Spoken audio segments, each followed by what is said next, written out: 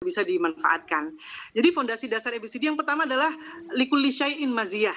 Ya, bahwa bagi setiap sesuatu itu memiliki kelebihan, bahwa Tuhan menciptakan segala sesuatu tidak mungkin sia-sia, bahwa setiap orang memiliki sesuatu yang dapat diberikan untuk kemanfaatan, sehingga hadits khairun nas anfa'uhum linnas itu tidak mungkin tidak bisa dipraktekkan ketika seorang itu meyakini bahwa dia bisa melakukan sesuatu.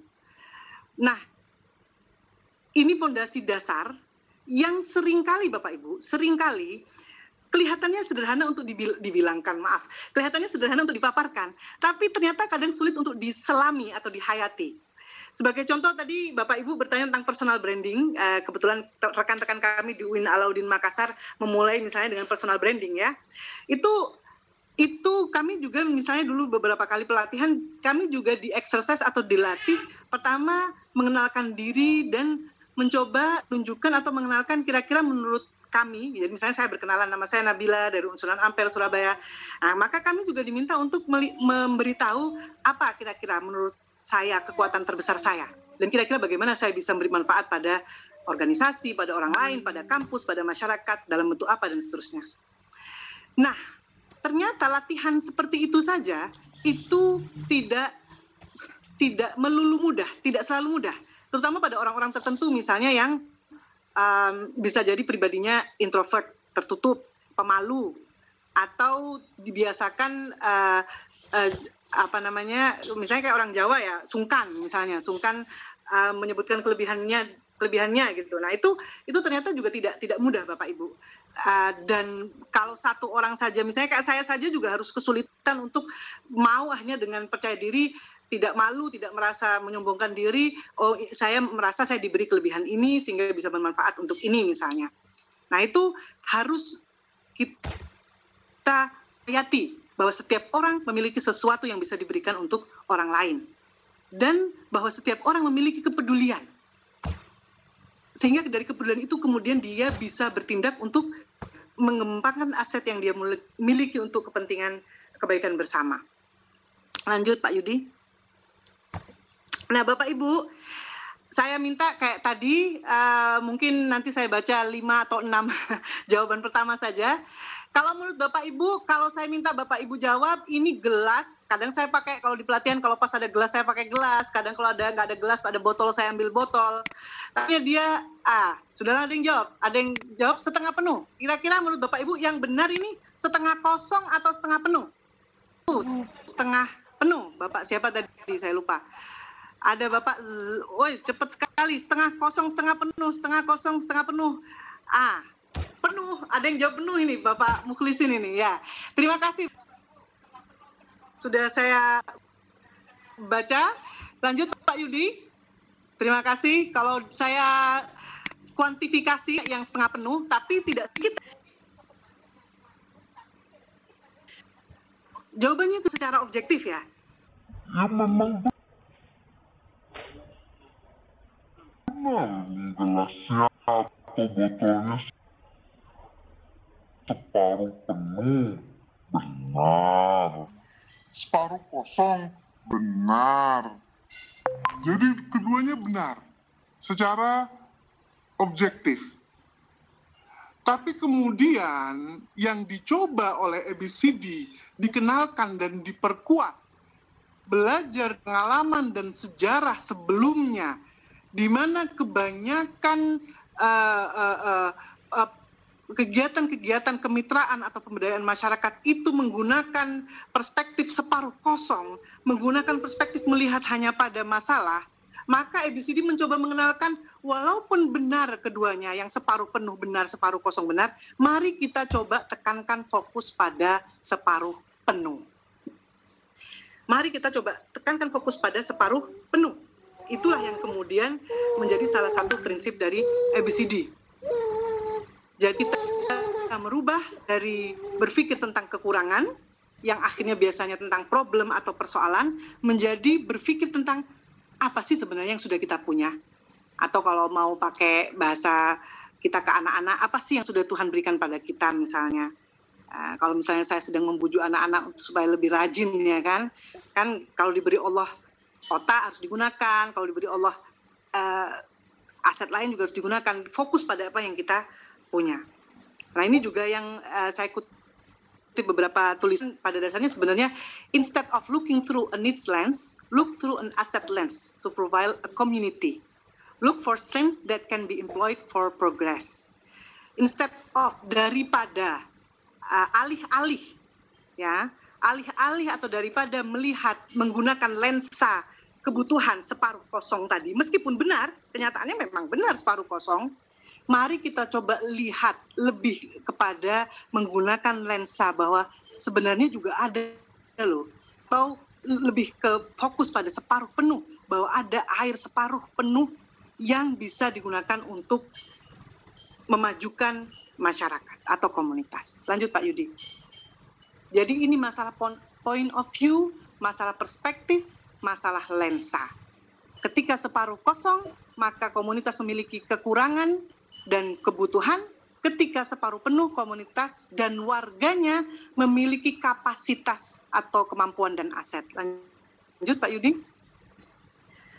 Bapak Ibu, ini saya lihat jamnya mepet, jadi saya cepat-cepat saja. Nanti kita bisa pertajam besok, kan masih ada tools ya. Dalam tools pasti kita sedikit banyak, dalam pelaksanaan kita sedikit banyak, pasti akan kembali ke paradigma dan prinsip. Jadi saya percepat saja. Ini adalah kalau bisa kita lihat perbandingan ketika kita menggunakan gelas separuh penuh dan gelas separuh kosong. Ketika separuh kosong, maka kita cenderung tadi itu melihat kepada masalah saja, melihat kepada kekurangan, kemudian analisisnya kepada akar masalah, cenderung menyebabkan orang stres dan cenderung menyebabkan yang tadi itu loh, secara psikologis masyarakat akhirnya merasa mereka bermasalah, mereka tidak berdaya, mereka lemah. Mereka membutuhkan bantuan dari luar untuk bisa maju. Sementara ketika kita mencoba mendorong mereka mengapresiasi apa yang telah ada pada mereka, meskipun faktanya memang ada masalah separuh kosong, maka mereka menjadi merasa harga dirinya terangkat. Karena mereka merasa mereka punya kemampuan. Mereka merasa bahkan meskipun aset itu, nanti besok, pada pertemuan berikutnya akan lebih dipertajam pada tools dan aset. Bahkan aset itu pun bisa jadi dalam bentuk cerita masalah dulu banget. Ini salah satu contoh dari Pokja ya. Dulu banget, tahun bahala berapa puluh tahun yang lalu, desa ini pernah terkenal sebagai desa ini misalnya. Dulu atau misalnya sebuah komunitas kecil, kami pernah memenangkan lomba ini misalnya. Cerita-cerita sederhana seperti itu juga menjadi aset karena secara psikologis meningkatkan rasa kemampuan dan kepercayaan diri komunitas. Pak Yudi, ini kayaknya ada yang raise hand, silakan monggo mau bertanya dulu atau saya lanjutkan enaknya? Ini ada Bu Saidah ini sepertinya. Halo? Pak Yudi? Dipercepat aja Bu. Oke, dipercepat aja ya, berarti nggak usah dijawab dulu ya. Oke, mohon izin ya Bapak Ibu, saya percepat aja ya. Nah ini lanjut Pak Yudi, ini nanti bisa kita, lanjut slide-nya Pak Yudi, nanti bisa kita pertajam di tools, ini tapi salah satu contoh ketika, berikutnya Pak Yudi, ketika kita menggunakan pemetaan kebutuhan. Jadi dalam pelatihan dulu Bapak Ibu, biasanya kami tuh diberi simulasi komunitas yang sebenarnya komunitas sama, tapi yang satu fokus hanya pada permasalahan dan kekurangannya. Sementara yang satu, lanjut Pak Yudi, slide berikutnya. Nah ini yang satu fokus pada aset. Fokus pada aset, padahal komunitas yang sama. Nah, itu Bapak Ibu prinsip fondasi dasar dari ABCD, yang mana kemudian ketika dikejawantahkan dalam prinsip-prinsip ada beberapa prinsip, ya. Tapi fondasi yang paling utama yang tadi sudah saya sampaikan, setengah terisi lebih berarti fokus pada yang sudah ada separuh penuh, fokus pada separuh penuh. Meskipun kenyataannya ada yang separuh kosong, fokus pada separuh penuh. Semua punya potensi, likulli syai'in maziyah, nobody has nothing, tidak ada seorang pun yang tidak memiliki sesuatu. Ada partisipasi, karena pada akhirnya tanpa partisipasi tidak mungkin bisa tercapai pengembangan aset. Kemitraan, ada positive deviance atau penyimpangan positif, Ada prinsip indigenous atau berawal dari masyarakat, makanya bukunya tadi inside out ya, dari dalam keluar. Kemudian ada prinsip heliotropik atau menuju sumber energi. Lanjut Pak Yudi. Kemudian Bapak Ibu, partisipasi from client to citizen. Intinya bagaimana kita bisa menekankan bahwa pemberdayaan komunitas atau pengembangan tersebut adalah hajat warga, bukan kampus, bukan Bapak Ibu, bukan pemerintah. Sehingga mereka merasa ini gawe mereka, hajat mereka, hajatan mereka, apapun istilahnya di daerah lain misalnya. Sehingga partisipasi dari ketika mereka merasa memiliki, mereka akan berpartisipasi. Karena partisipasi itu krusial, karena kalau sudah dipetakan aset yang mau diapakan, dikembangkan. Siapa yang mengembangkan? Iya, masyarakat sendiri. Gimana caranya? Ya mereka berpartisipasi. Bahkan partisipasinya adalah partisipasi tingkat tertinggi, di mana mereka adalah leaders atau pemimpin bagi perubahan itu sendiri, atau yang biasa disebut mobilisasi diri. Meskipun kenyataannya sekali lagi, karena keragaman konteks, karena proses, dan dari pengalaman kita, semua itu masih bertahap ya, masih bertahap, masih dalam proses. Lanjut Pak Yudi. Ini level-level partisipasi Bapak Ibu. Yang ingin saya tekankan, meskipun yang ideal adalah yang paling tinggi yang di bawah mobilisasi diri, dalam level apapun, dalam tingkat apapun harus kita anggap sebagai aset. Orang yang diam pun harus kita tetap apresiasi, paling tidak sederhananya gini, paling tidak dia tidak discourage atau tidak menggembosi kegiatan misalnya. Baru kemudian pelan-pelan kita dorong supaya meningkat menjadi kontributor, konsultan. Kemudian lanjut Pak Yudi. Lanjut. Kemudian kita ada kemitraan. Nah, kemitraan ini biasanya sederhananya partnership kemitraan ya. Sederhananya biasanya kita lihat karena pada akhirnya ini kan kegiatan kolaboratif ya. Biasanya ada kampus, kemudian misalnya dulu di Silikito ada komunitas, ada bahkan kadang pemerintah, stakeholder pemerintah atau mungkin bisnis. Nah, itu kan ada kemitraan ya. Nah, kemitraan itu intinya harus setara, seimbang. Nanti prinsip kemitraan bagaimana tekniknya supaya seimbang dan setara, supaya demokratis, itu termasuk gender balance atau gender responsif, itu semua akan dibahas di sesi tahapan pelaksanaan. Tapi yang jelas jangan sampai mereka sebagai objek, karena ketika mereka sebagai objek, sustainability atau keberlanjutan itu biasanya at risk atau berisiko hilang. Karena mereka merasa sekali lagi mereka klien membantu pihak eksternal untuk mendorong kemajuan, bukan mereka sendiri yang punya hajat. Jadi mereka harus kita dorong memiliki rasa sense of belonging, memiliki rasa mereka sebagai citizen. Lanjut. Bapak Ibu, meskipun mungkin tidak populer, tapi saya ingin mengenalkan bahwa sebenarnya kemitraan itu juga bisa kita lihat dengan cara lain, yaitu bahwa kemitraan itu sendiri juga bisa kita lihat dalam lingkup komunitas itu sendiri. Artinya misalnya dalam komunitas itu sendiri, tadi kan ada partisipasi atau peran serta. Nah, dalam peran serta masyarakat atau warga desa misalnya, itu kan pasti akan ada stakeholders yang bervariasi. Ada perwakilan desa, atau perangkat desa, ada tokoh agama, ada tokoh budaya, ada petani, ada ibu-ibu, ada anak-anak, ada warga marginal, dan seterusnya. Nah, disinilah kemudian prinsip-prinsip kemitraan yang setara, seimbang, dan demokratis termasuk adil gender, itu juga perlu kita jaga. Jadi di dalam lingkup warga itu sendiri juga perlu kita dorong kemitraan yang tenang. Dan ini sebenarnya untuk menjawab juga, mungkin ini terlalu jauh, tapi saya tetap perlu menyampaikan, untuk menjawab juga beberapa kritik. Kalau Bapak Ibu baca banyak literatur, ada yang misalnya mengkritik ABCD kadang kurang melihat, karena terlalu fokus pada aset, kurang melihat bahwa bisa jadi di antara warga desa itu sendiri ada ketimpangan relasi misalnya. Nah, itu disinilah kemudian kemitraan perlu benar-benar kita pegang sebagai salah satu prinsip dalam ABCD, kemitraan yang adil dan setara. Lanjut Pak Yudi. Lanjut. Kemudian yang berikutnya Bapak Ibu adalah, bentar saya lihat di sini, positive deviance. Pada dasarnya gini, positive deviance itu kan kalau diartikan penyimpangan positif. Maksudnya apa?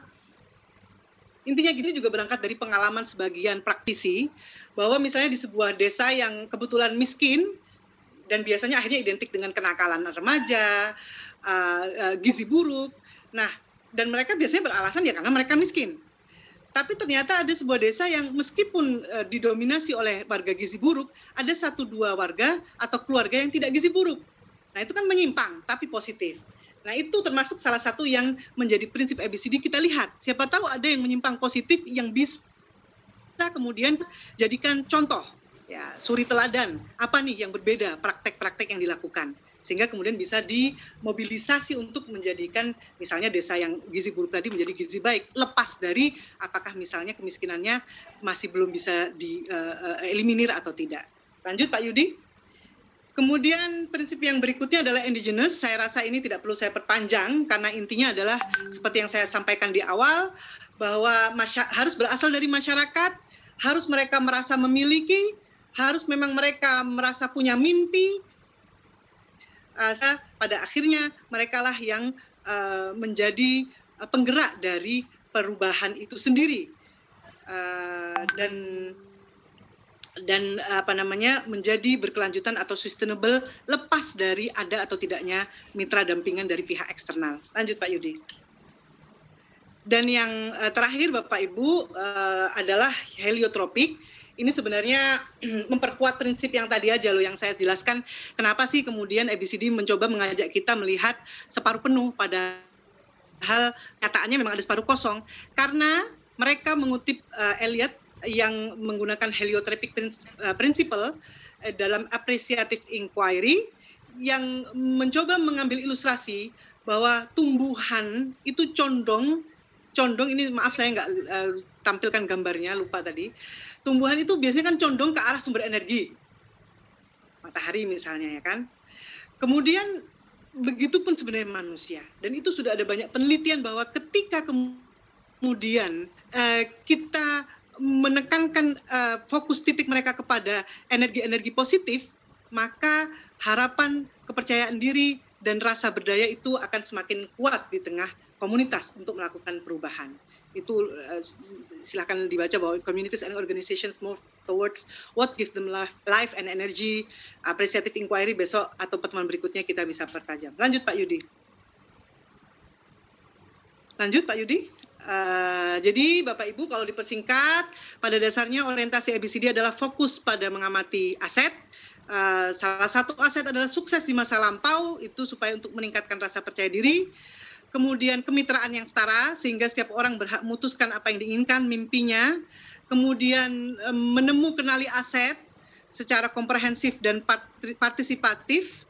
Kemudian mengapresiasinya atau mensyukurinya lah, ya kan? Sehingga kemudian dimanfaatkan. Kemudian setelah ditemukan dibiarkan saja, tapi dimanfaatkan untuk apa? Ya untuk mencapai mimpi yang dirumuskan secara bersama oleh warga, disistematisasikan dalam bentuk rencana aksi, dan mendorong partisipasi dan peran serta dari semua warga dalam berbagai cara, dalam berbagai level, serta menekankan saling kontribusi untuk mencapai sukses bersama. Lanjut Pak Yudi. Saya rasa ini mungkin yang berikutnya adalah slide terakhir. Aset tidak peduli berapapun sedikitnya sumber daya untuk bergerak, modal untuk memunculkan rasa keterlibatan, bertindak dan motivasi. Lanjut, terakhir. Lanjut. The law of attraction, saya yakin mungkin beberapa yang dari psikologi juga sudah ini terkenal kan, law of attraction ya. Good things, good feelings, positive vibes, attract positive things. Mari bersama meniatkan diri membangun diri kita sendiri dan masyarakat dengan prinsip lain syakartum la azidannakum. Saya rasa itu dari saya Pak Yudi. Mohon maaf jika ada kurang dan salah, dan mohon maaf kalau bercepat-cepat ria, tapi kita masih punya banyak sesi untuk bisa memperkuat kita semua bersama. Wassalamualaikum warahmatullahi wabarakatuh. Waalaikumsalam warahmatullahi wabarakatuh. Terima kasih Bu Nabila. Kita lanjut lagi ke sesi pertanyaan ya. Ini ada Bu Saidah yang sudah raise hand dari tadi. Saya persilakan Bu Saidah, silakan. Terima kasih. Assalamualaikum warahmatullahi wabarakatuh. Waalaikumsalam Bu. Waalaikumsalam. Alhamdulillah bisa mengikuti pertemuan kita hari ini, penyampaian materi. yang mau saya tanyakan itu adalah aset. Jadi ABCD itu kan pendekatan dalam pemberdayaan masyarakat dengan memfokuskan pada aset yang dimiliki, gitu ya. Yang termasuk aset ini apa saja? Soalnya aset yang nampak, itu kan bisa diobservasi atau ini, atau aset yang tidak nampak. Berarti misalnya pikiran, pandangan, pendapat itu kan aset yang tidak nampak. Jadi ABCD ini lebih terfokus kepada yang bagaimana, atau aset itu apa saja. Demikian, assalamualaikum warahmatullahi wabarakatuh. Oke, terima kasih. Waalaikumsalam warahmatullahi wabarakatuh. Langsung Pak Yudi ya? Ya, silakan Bu. Ya, kalau menurut Bu Saidah tadi ya? Ya, benar. Ya. Kalau menurut Bu Saidah sendiri, kira-kira termasuk apa saja dibatasi atau sebanyak mungkin aset yang bisa kita temukan kita pakai kira-kira? Kalau persis saya masih terbatas gitu, yang bisa nampak. Bukan saya pertanyaan untuk mencoba kita berpikir semua Bapak Ibu. Jadi ketika benar-benar dari awal kita kan selalu berbicara gimana caranya kita menemukan kenali aset, memanfaatkannya. Nah, pertanyaannya apakah ke aset tertentu atau semua yang tidak tampak seperti pikiran, hati, atau hanya yang tampak seperti keterampilan? Kira-kira ini pertanyaan retorik Bapak Ibu. Kira-kira kemudian semua. Kita batasi aset atau kita sebisa mungkin sebanyak mungkin? Sebanyak mungkin aset kedua, itu. Kan? Gimana? Sebanyak mungkin kalau pendapat saya. Betul, sebanyak mungkin. Sebanyak mungkin aset Bapak Ibu. Nah, apa saja kalau mau disistematisasikan, kalau mau dibentuk dalam dinama-namakan teori-teorinya, itu besok Bapak Ibu, pertemuan berikutnya kita akan belajar lebih dalam jenis-jenis aset, mulai dari aset asosiasi institusi tadi Pak Hilmi Umam juga menyebutkan. Pak Hilmi tadi kan juga ketawa ketika ada pertanyaan ini ya. Ini saking semangatnya Bapak Ibu. Nanti kita akan kenali aset-aset yang selama ini sudah dirumuskan oleh para praktisi ABCD, aset individu, aset komunitas, hand and head, ya kan, yang tampak tidak tampak, asosiasi institusi banyak, bahkan Bapak Ibu, sekali lagi kalau kami sering kalau berbicara atau berdiskusi, kami tuh sering inginnya kita itu sebagai negara yang besar, ya kan, yang punya sedemikian banyak orang, bonus demografi kan juga aset, berarti kan lebih banyak otak tuh. Nah, seharusnya kita juga bisa jadi menambahkan, tidak hanya mengadopsi misalnya apa yang sudah dikenalkan tentang jenis-jenis aset, bisa jadi kita nanti menambahkan. Ya, itu. Jadi jawabannya itu Bu Saidah dan Bapak Ibu, sebanyak mungkin, tapi aja nama-namanya kita akan bahas pada pertemuan berikutnya. Gimana cara menemukan kenalinya, kita juga akan bahas dengan tools dan prakteknya, serta tawaran saya tadi tuh, siapa tahu kita bisa menambahkan jenis kita sendiri dari pengalaman dan ilmu Bapak Ibu sekalian. Oke, makasih. Sama-sama Bu. Ini ada pertanyaan lagi Bu dari Ibu Widya Yunita ya. Jadi apakah ya, perlu Pak Yudi suaranya agak keras ya? Halo, ya. Apakah perlu di awal pendampingan kita sampai? Halo, Assalamualaikum. Kedengaran nggak? Halo Ibu? ya? Ya. Enggak begitu, tapi nggak apa-apa coba.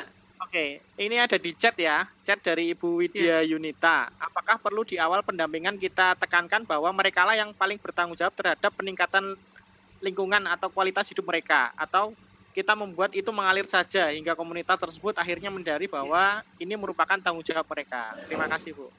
Oke, terima kasih Bu. Siapa tadi Pak Yudi? Bu Widya. Saya lihat. Ya, Bu Widya. Bu Widya ya, dari Stai Hubbul Waton Duri, Riau. Terima kasih Bu Widya, pertanyaan yang bagus sekali. Pertanyaan yang menurut saya jawabannya bisa bermacam-macam. Karena semua disesuaikan dengan konteks masyarakatnya Bapak Ibu.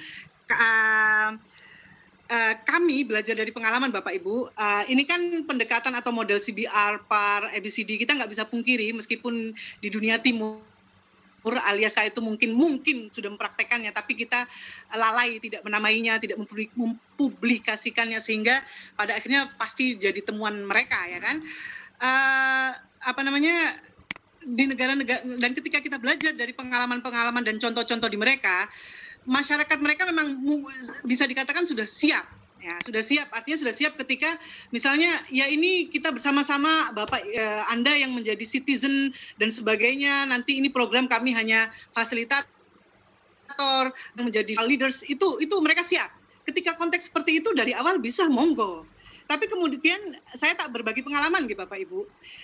Pak Hilmi kalau mungkin masih di sini pasti juga ketawa. Jadi dulu saya, Pak Hilmi dan beberapa teman lain itu sempat mengadakan CBR padahal komunitas kecil TK PAUD ya, menggunakan CBR.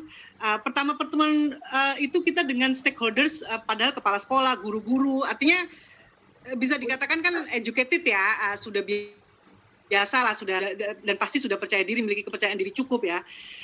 Kita mencoba menjelaskan bahwa nanti dalam penelitian mereka welcome lah ya penelitian. Tapi kemudian kita coba mencapai persepsi yang sama bahwa ini penelitian modelnya agak beda dengan yang lain, nanti partisipatif begini begitu. Mereka bingung. Reaksi pertama mereka bingung. Dan ketika kita bahkan mencoba menawarkan insentif, tadinya kita pikir itu bisa menjadi motif ya, bahwa nanti kalau ada konferensi mereka akan dilibatkan. Ya, tadinya kita pikir mereka akan senang, kita misalnya dilibatkan di konferensi kan senang. Ternyata mereka yang kami lihat justru takut. Padahal sudah guru, sudah kepala sekolah. Nah, dari situ kemudian kami belajar bahwa ternyata kita juga harus bijak. Nah, jadi Bapak, saya tidak bisa memberikan jawaban sejak awal, agak awal terakhir, tengah-tengah. Yang menurut saya yang paling tepat adalah disesuaikan dengan konteks masyarakat atau komunitas yang kita ajak bekerja sama, tapi bahwa itu harus tersampaikan, itu pasti. Cuman seperti apa, itu tergantung lokal konteks dan lokal wisdom Bapak Ibu. Saya rasa itu. Nah, ini juga justru menurut saya kenapa kami selalu senang kalau ikut belajar bersama pelatihan seperti ini, karena nanti pengalamannya warga dari berbagai daerah itu kan macam-macam. Itu Ibu Widya ya tadi Pak Yudi. Ya. Ini beberapa pertanyaan yang masuk mengenai kemitraan Ibu. Jadi halo, ya kedengeran ya Bu ya? Ya, halo? Saya dekatkan kuping saya ya, silakan Pak Yudi. Jadi bagaimana cara memulai sebagai pendamping yang bagaimana cara awal masuk ke komunitas ya? Kita sebagai orang luar datang ke komunitas itu bagaimana cara memulainya? Gitu. Apalagi kalau ini saya gabungkan aja ya, apalagi kondisi di masyarakat itu masyarakat yang susah untuk diajak bekerja sama kan gitu. Misalkan tidak terlihat keuntungan, tidak percaya, apatis begitu. Nah, itu kira-kira bagaimana Bu? Ya. Iya. Terima kasih Bu, karena tadi digabung saya tidak bisa menyebutkan siapa-siapa saja, tapi terima kasih pertanyaannya bagus sekali. Nanti teman-teman bisa menambahkan atau lebih tepatnya menambahkan pada sesi pertemuan berikutnya karena mungkin waktunya mepet. Tapi yang jelas yang ingin saya sampaikan sekilas bahwa caranya adalah dimulai dari yang tadi Pak Hilmi Umam sampaikan di awal bahwa kita sendiri juga harus mulai mengenali diri kita sendiri.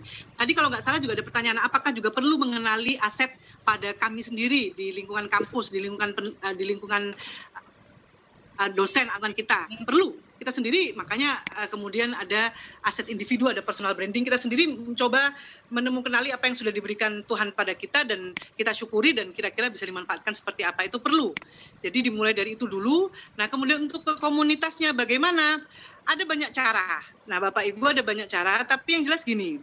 Saya mungkin ingin berbagi hal yang lebih menggelitik ketika tadi ada yang dibilang, apalagi kalau komunitasnya sulit bekerja sama karena dianggap nggak ada keuntungan. Salah satu alasan kenapa participatory research atau kegiatan-kegiatan kampus yang mendekatkan diri dengan masyarakat atau komunitas, salah satu alasan yang melandasinya adalah karena kita mulai sadar, tentu ada banyak penjelasan ya, tapi salah satu yang saya tahu adalah karena kita mulai sadar, satu, bahwa kita sendiri juga terikat tanggung jawab sebagai intelektual, tanggung jawab sebagai individu, tanggung jawab sebagai hamba apapun ya, intinya apapun yang kita percayai itu untuk berkontribusi pada sekitar kita. Tapi yang kedua, salah satu alasannya juga adalah karena banyak peneliti di beberapa tempat juga sudah mulai menyadari masyarakat di beberapa tempat sudah mulai apatis juga terhadap pihak peneliti atau pihak kampus, mau menamakan peneliti atau pemberdaya masyarakat atau pengabdi, ketika mereka kemudian merasa tidak ada keuntungan untuk mereka. Disitulah kemudian pentingnya pengabdian, penelitian, dan pengajaran juga sebenarnya menekankan dekat dan bermanfaat bagi masyarakat. Nah, ketika kemudian kita sudah yakin bahwa niat kita seperti itu, tinggal caranya untuk bisa membangun rasa percaya, kemudian mencapai persepsi bersama bahwa ini adalah keinginan mereka, hajat mereka. Itu masalah yang tentu akan berbeda antara satu konteks tempat dengan tempat lainnya. Tapi salah strategi biasanya yang juga digunakan adalah ketika ada gatekeeper. Gatekeeper itu kayak juru kunci yang mungkin dipercaya oleh komunitas tempat tersebut, yang bisa kita ajak sebagai pembuka pintu pertama. Sehingga kemudian ada juga namanya core group. Core group itu misalnya local leaders atau kelompok inti dari masyarakat yang bisa bermitra dengan kita, karena kalau dalam kegiatan praktis kan mungkin kalau seluruh warga juga tidak praktis ya, tapi kan ada tetap keterlibatan masyarakat. Ada banyak cara, saya pribadi menunggu saat di mana masyarakat yang datang ke kita. Kalau saya boleh berbagi cerita, di beberapa tempat yang kami dulu belajar, termasuk saya misalnya di Guelph, di Ontario, Kanada, itu mereka punya namanya research shop.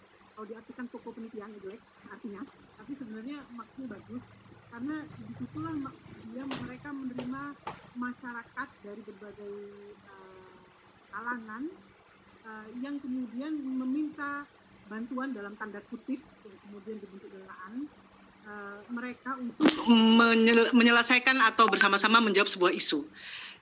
Moga-moga kita win, Stein, IAIN, PTKI semua akan datang masa di mana kita yang didatangi, karena kita dipercaya kita memang membawa manfaat dan perubahan bersama masyarakat. Maksudnya kita memfasilitasi mereka untuk mendorong perubahan dan manfaat di tengah mereka. Itu Bapak Ibu. Nah, secara lebih praksi nanti di tahap pelaksanaan, kan ada tahap akulturasi, inkulturasi, ada tahap membangun kepercayaan, itu nanti, dan termasuk kemudian kita sharing pengalaman, itu nanti akan kita lebih pertajam. Tapi yang lebih melandasinya adalah kita harus percaya dulu bahwa kita melakukan ini tidak karena kita ingin manfaat untuk diri kita saja, tapi juga saling memberi manfaat, mutual benefit, partnership tadi. Gatekeeper atau juru kunci bisa menjadi salah satu contoh. Ketika kemudian kita sudah terbangun citra yang sesungguhnya ya, bukan citra apa kalau sesungguhnya. Ketika kita sudah terbangun bahwa memang kita bisa dipercaya untuk bergerak bersama masyarakat, akan datang masa mereka yang justru akan datang ke kita. Saya rasa itu Pak Yudi. Baik, terima kasih Bu Nabila. Satu pertanyaan lagi Bu. Jadi ya? Ini mungkin jadi halo. Jadi jika kita ketemu aset ya, tapi asetnya itu tidak dari bidang ilmu kita, gitu. Misalkan pertanian, sedang kita di ilmu agama, begitu, pertanian atau peternakan atau yang lain. Itu bagaimana Bu? Menurut pengalaman Bu Nabila atau mungkin Bapak Umam ya, nanti bisa membantu. Silakan. Jika asetnya itu di luar bidang ilmu kita. Terima kasih banyak. Dari siapa ini Pak Yudi? Ini dari Bu Nurwulan Purnasari. Ya. Ibu Nurwulan, terima kasih banyak Bu Nurwulan. Ya, pertanyaan yang sangat membumi, yang sering juga kita alami Bu, karena kita kan memang dari PTKI ya. Saya kebetulan dari Fakultas Syariah dan Hukum, Pak Hilmi Umam dari Usuluddin, teman-teman nanti ada yang dari Tarbiyah, Kelautan ya kan. Bagaimana caranya kalau kita menemukan aset, atau bahkan kemudian aset tersebut juga ternyata diputuskan menjadi aset yang ingin dikembangkan, mimpi ya, bahwa pertanian, sementara kita atau misalnya anak-anak kita ketika kita KKN, kebetulan di UIN Sunan Ampel juga sudah digunakan ABCD sebagai pendekatan KKN, pertanian, peternakan, atau bahkan misalnya apalah yang kita tidak mengerti, karena misalnya saya dari syariah, hukum keluarga, terus diapakan? Kita coba kenali aset lain juga, kan bukan, sekali lagi gini, ini kembali ke paradigma yang di awal atau pembahasan Pak Hilmi, kita harus menyadari diri sendiri, kita punya maziyah, betul kita punya kelebihan, tapi kita juga menyadari bahwa kita bukan sinterklas, atau bukan dokter, atau bukan pembawa keajaiban yang kemudian menyelesaikan persoalan. Kita yang mendorong warga untuk mencoba mengenali aset mereka, dan kemudian memobilisasinya. Kalau di tengah mereka sendiri bisa dimobilisasi untuk dikembangkan aset pertanian itu, alhamdulillah. Tapi kalaupun tidak, bukan berarti ABCD itu tertutup terhadap kerjasama dengan pihak eksternal ya Bapak Ibu. Jadi mungkin yang ingin saya luruskan kalau takutnya mungkin tidak tersampaikan dengan jelas oleh saya tadi, bahwa meskipun indigenous, artinya di dalam keluar, bahwa kita fokus pada aset yang dimiliki warga, bukan berarti kemudian kita menutup diri kepada aset yang mungkin ada di luar kita, tapi sebenarnya bisa kita ajak berkolaborasi untuk mengembangkan aset yang dimiliki di tengah komunitas tersebut. Misal contoh, saya dulu KKN dengan anak-anak di Kediri itu tentang peningkatan kuantitas susu sapi. Karena kebetulan sapinya lumayan banyak. Pokoknya intinya asetnya itu yang dari sekian banyak aset, kemudian mimpi yang disepakati itu kuantitas susu sapi supaya bisa masuk pabrik sehingga harga susu sapinya bisa lebih tinggi daripada dijual ke pengepul kalau nggak salah ya, sehingga aset susu sapi tadi benar-benar bisa meningkatkan potensi ekonomi warga desa.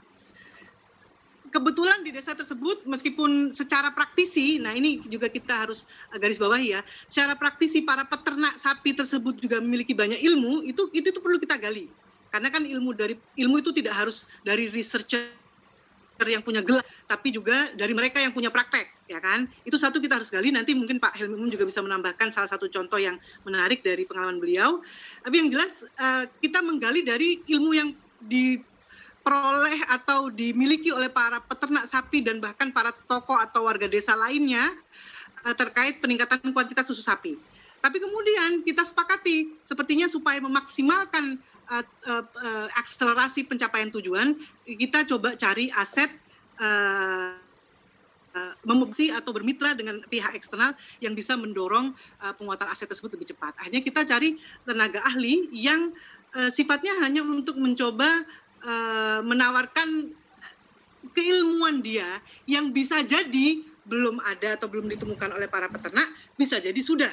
Tapi kita merasa sudah maksimal berusaha untuk penguatan atau peningkatan kuantitas susu sapi tersebut. Jadi itu Bapak Ibu salah satu caranya, tapi sekali lagi jangan sampai ditutup kemungkinan bahwa seolah-olah ilmu atau keahlian itu hanya yang ada gelarnya. Itu mungkin yang ingin saya garis bawahi. Meskipun yang ingin saya garis bawahi kedua adalah jangan kemudian juga dianggap ABCD tertutup terhadap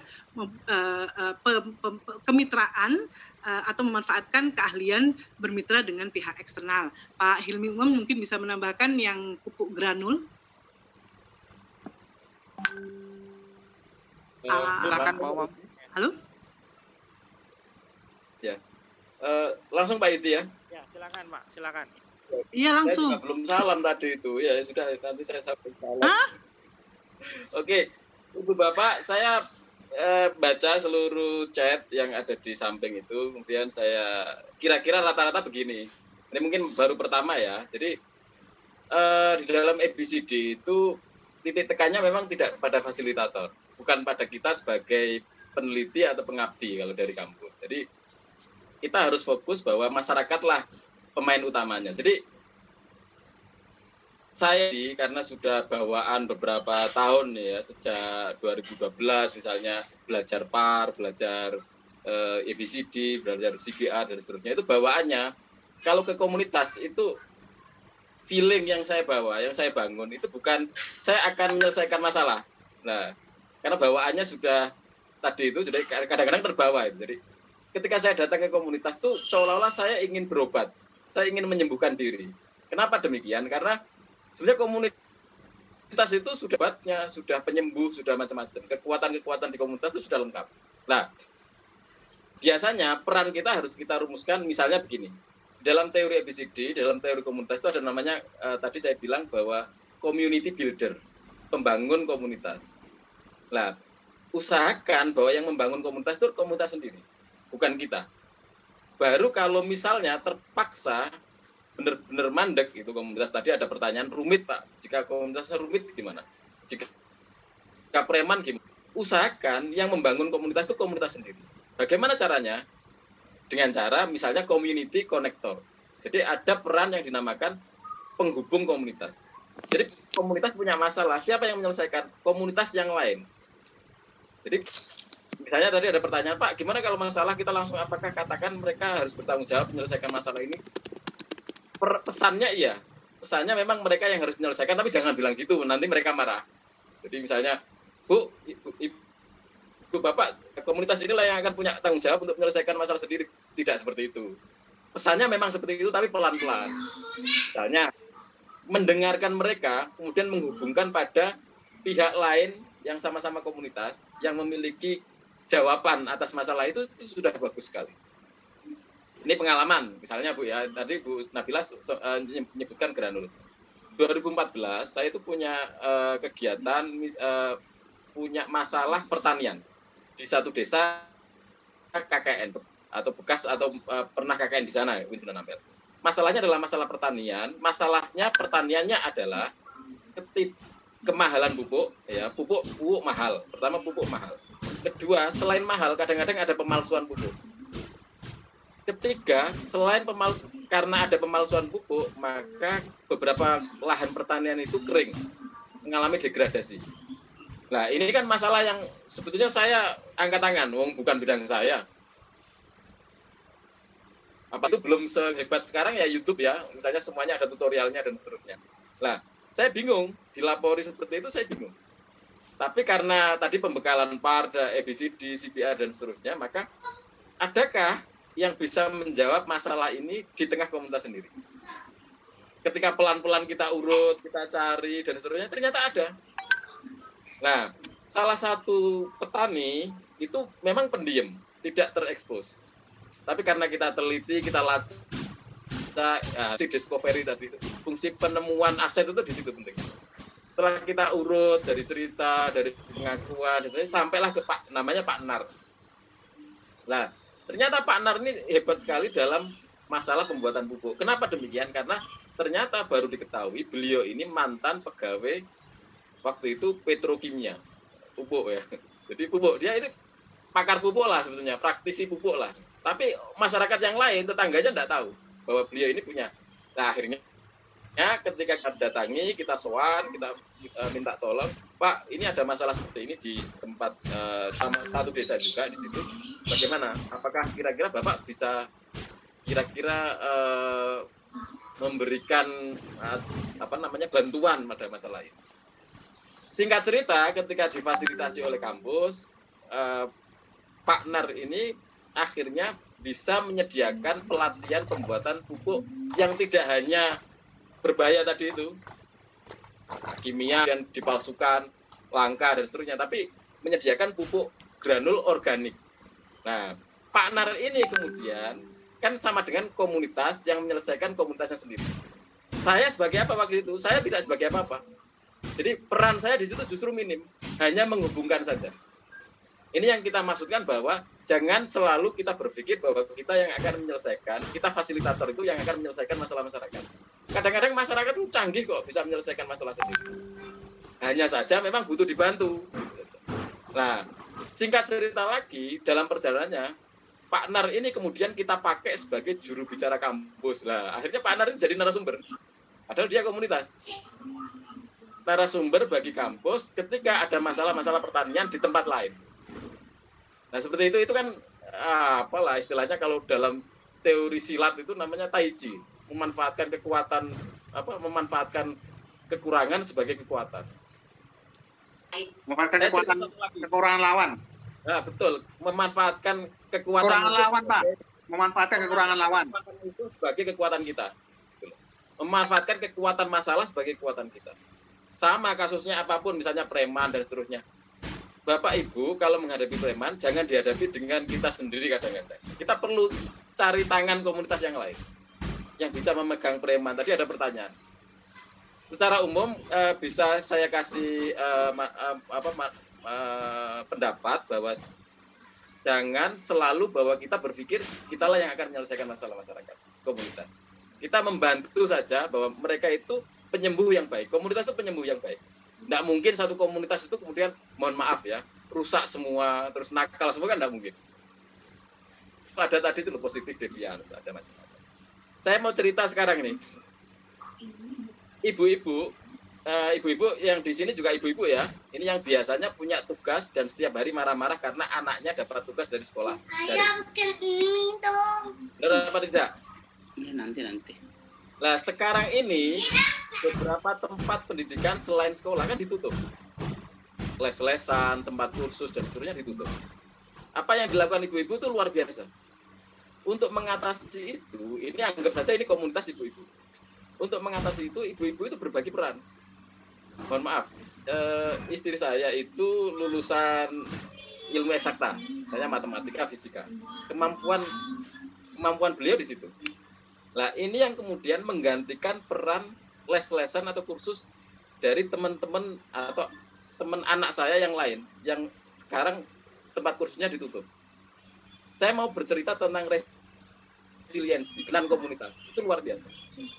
Sayangnya Pak Yudi, karena saya tidak punya waktu, saya tidak bisa ajukan. Sakit sekali ya gue.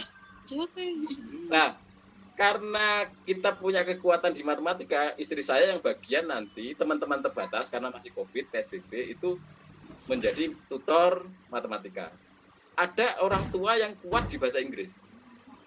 Itu nanti yang akan memberi tutor di bahasa Inggris. Tapi tertutup sifatnya, tidak dibuka publik karena memang masih PSBB. Nah, betapa komunitas bisa menyembuhkan diri. Jadi punya jalan terus. Nanti yang kuat di ilmu sosialnya, dia akan menjadi tutor ilmu sosial. Yang eksakta lemah diganti oleh kekuatan ilmu sosial, nanti dia yang akan menjadi tutor. Jadi ada 5 anak atau 3 sampai 5 anak itu yang kemudian terus gantian muter. Nah, itu sama dengan beberapa hal yang dilakukan oleh komunitas, bagaimana mereka menyembuhkan diri. Dan kita sebagai pengabdi atau peneliti kadang-kadang luar biasa ini komunitas. Tidak perlu kita sentuh pun kadang-kadang sudah jalan. Apalagi kita kasih bantuan sedikit. Jadi kekuatan itu yang menjadi aset itu di mana-mana. Jadi jangan khawatir bahwa bahkan kekurangan pun aset. Jujur mengaku bahwa saya tidak mampu itu aset. Saya jujur tidak punya waktu untuk meneliti ini, itu aset. Dari kejujuran itu mungkin ada teman-teman yang bantu saya untuk meneliti ini, mengajukan ini, misalnya begitu. Nah, itu juga, jadi mungkin itu yang perlu dibalik ya, pemahaman itu yang perlu dibalik bahwa kita tidak satu jawaban yang menyelesaikan persoalan komunitas selesai, enggak. Tapi itu yang menyelesaikan sendiri, tapi dengan bantuan kita kadang-kadang pelan-pelan. Jadi kayak Granul tadi itu, wah itu malah kita cuman mengantarkan waktu beliau presentasi di tempat lain dan seterusnya, Pak Nar itu kita mengantarkan. Karena begitupun juga dampingannya Pak Nar itu sudah menjadi narasumber berikutnya. Jadi kita seolah-olah malah nggak bisa apa-apa, mereka yang kuat, mereka yang dikasih panggung untuk ngomong dan seterusnya. Jadi gitu Bu, mungkin banyak sekali ya yang bisa kita manfaatkan dari komunitas itu. Ya, sih Pak Yudi. Ya, sip. Baik, terima kasih Pak Umam. Mengingat waktu ya sudah lebih jam. Waktunya habis. Belum sholat udah. Pak Jarod dan Pak Basir. Sambung besok lagi. Saya dari tim UIN mohon maaf jika ada kekurangan. Wassalamualaikum warahmatullahi wabarakatuh. Waalaikumsalam warahmatullahi wabarakatuh. Biasa. Waalaikumsalam. Semangat terus. Ya, halo. Bagi yang belum mengakses Google Classroom, silakan masuk Google Classroom ya. Link sudah dibagikan di kolom chat. Oh iya, belum Bu, saya belum. Oke, sebentar. Bagi yang belum bisa masuk, bisa share ke WA grupnya Bu, mohon link Google. WA grup aja Bu. Bisa di WA grup aja ya. Biar nanti diskusinya biar enak. Ya. Ya. Ya, ayo Mas. Ya, Mas Yudi. Ya, silakan Pak Jarod, monggo. Ya. Ya. Terima kasih Mas Yudi, Pak Umam, Mbak Rizka, Bu Asri, Bu Nabila yang luar biasa. Kita berikan aplaus dulu. Ya. Plus. Ini masih tahap memahami konsep, sudah seru ya. Dan waktunya ternyata sangat terbatas. Biasanya kita pelatihan ABCD itu paling enggak 1 minggu ya. 1 minggu dan itu full pagi sampai tapi tidak apa-apa, ini karena pandemi jadi singkat, padat. Saya kira tadi ada kata-kata penting yang mau saya garis bawahi. Yang pertama, Bu Nabilah berkali-kali menyebut istilah menemukenali, gitu Bu ya. Menemukenali. Nah, itu artinya apa? Aset itu sudah ada di dalam masyarakat. Kita tinggal menemukan kembali lalu mengenali. Ternyata ini kita punya aset. Nah, gitu. Kemudian nanti teman-teman fasilitator akan sharing bagaimana cara memetakan aset. Nah, nanti ada metode-metodenya, aset mapping itu. Ada aset berupa skill, asosiasi, infrastruktur, kekayaan alam, ya. Dan bagaimana cara melacak aset. Nah, pendekatan apresiatif inquiry. Karena itu pertanyaan-pertanyaan tadi sudah luar biasa dan nanti akan dijawab pada pertemuan berikutnya. Ini udah masuk classroom ya? Ada juga kata kunci. Ya, ada juga tadi istilah inside out, ya, bukan outside in. Pak Basir tadi sudah menyebut bahwa ini adalah community driven, ya, bukan sponsor driven. Karena itu lebih pada inside out. Kemudian nanti juga akan diajarkan bagaimana cara memilih prioritas dengan cara atau dengan teori namanya low hanging fruits dan seterusnya. Ya, intinya saya ingin menyimpulkan bahwa sesi hari ini kita sudah memahami konsep ABCD, nanti masih bisa diskusi lewat WA group, dan intinya adalah sinergi itu akan menghasilkan energi. Begitu Pak Basir, silahkan ditutup karena sudah sore.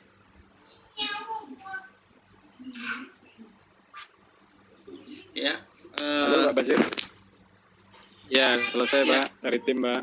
Terima kasih banyak Pak Jarod, dengan semua tim dari tim ABC dari UIN Surabaya, ada Ibu Nabila, ada Pak Helmi Uman, Reski Sefriani, ada Pak Yudi, ada Ibu Asri Sawiji ya. Saya kira menarik ya. Sebenarnya dari sisi waktu ya, pertama, meskipun sudah ada ambang batas waktu, deadline waktu kita kasih, akan tetapi kalau diskusi itu dinamis, monggo silahkan aja dilanjut, nggak apa-apa, nggak ada batas. Kalau misalnya narasumbernya, para trainer kita masih enjoy menghandle forum, menghandle webinar kita, demikian pula peserta, saya kira personal waktu adalah hal yang sangat dinamis, tergantung situasi forum kita dan ketertarikannya seperti apa. Saya kira sangat menarik ya, karena saya kira banyak yang raise hand, banyak yang bertanya. Itu salah satu indikator bahwa para peserta kita ini betul-betul mempunyai tingkat penasaran, ingin mengetahui apa sih itu ABCD. Itu yang pertama. Kemudian yang kedua, ada beberapa tadi poin penting ya yang disampaikan oleh narasumber kita.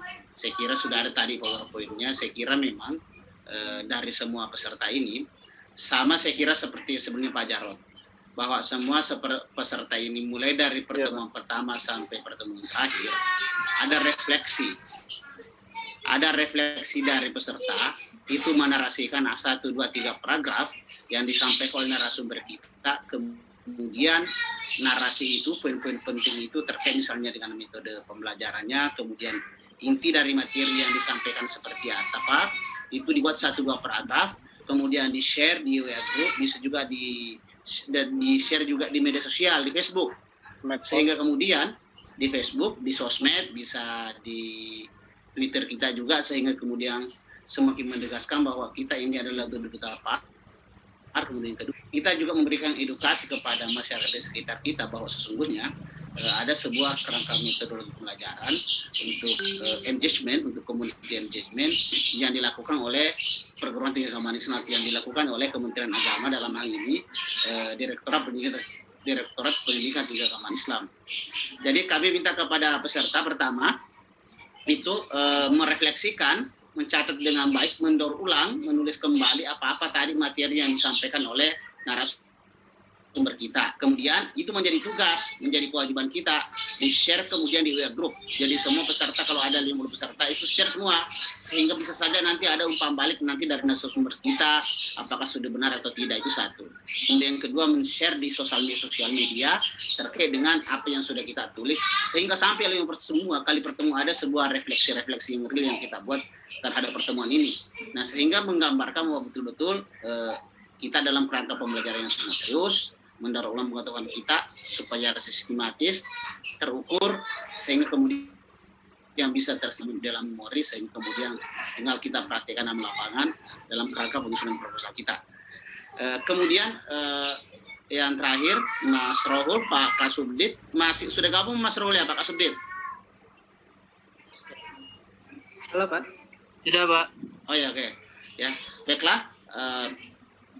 Karena Pak Kasubdit sudah bersama dengan kita semua, saya kira kepada para trainer dan para partisipan yang sangat sah, selanjutnya kita persilakan kepada Bapak Kasubdit Pendidikan dan Pengabdian Masyarakat, Dr. Suwin di MAG, untuk memberikan beberapa perspektif terkait tadi materi yang sudah kita terima, dan kemudian kita minta kepada beliau untuk menutup acara ini secara resmi. Dengan hormat kita persilakan kepada Pak Kasubdit. Baik, terima kasih Pak Basir. Assalamualaikum warahmatullahi wabarakatuh. Bapak dan Ibu yang kami muliakan. Waalaikumsalam. Ini luar biasa, tak terasa sudah 3 jam ya, dari jam 1 sampai dengan jam 4. 3 jam kita masih bertahan menatap mata ke handphone atau ke laptop di depan kita. Dan saya mohon maaf tadi sambil mengikuti Bapak dan Ibu, saya harus rapat dengan Pak Direktur dan juga dengan expert yang lain terkait dengan diskusi Kampus Merdeka. Bapak dan Ibu yang kami muliakan, ini ada satu informasi yang sangat menarik bahwa sangat dimungkinkan nanti ke depan, tapi secara konkretnya kita akan tunggu ya hasilnya.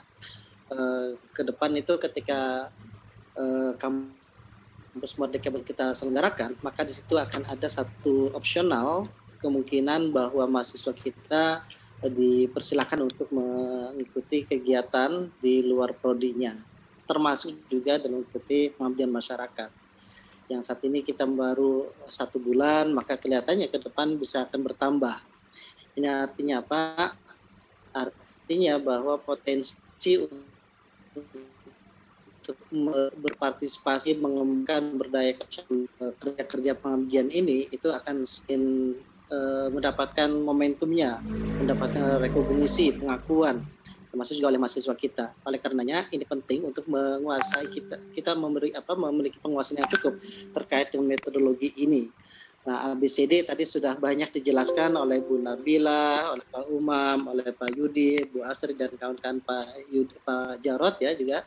Itu betapa ABCD menempatkan masyarakat itu sebagai mitra, bukan ditempatkan sebagai dalam tanda petik itu objek, tapi sama-sama kita menyertai mereka, kita sama-sama mendampingi, kita sama-sama menyadarkan terkait potensi-potensi yang dimiliki. Dan kita perlu memandang masyarakat kita itu, kalau ada tadi sudah dijelaskan ada 1 gelas, lalu kemudian gelasnya itu terisi separuh air, maka perlu kita tatap bahwa masyarakat itu sudah memiliki separuh air itu. Artinya sudah memiliki potensi, meskipun itu baru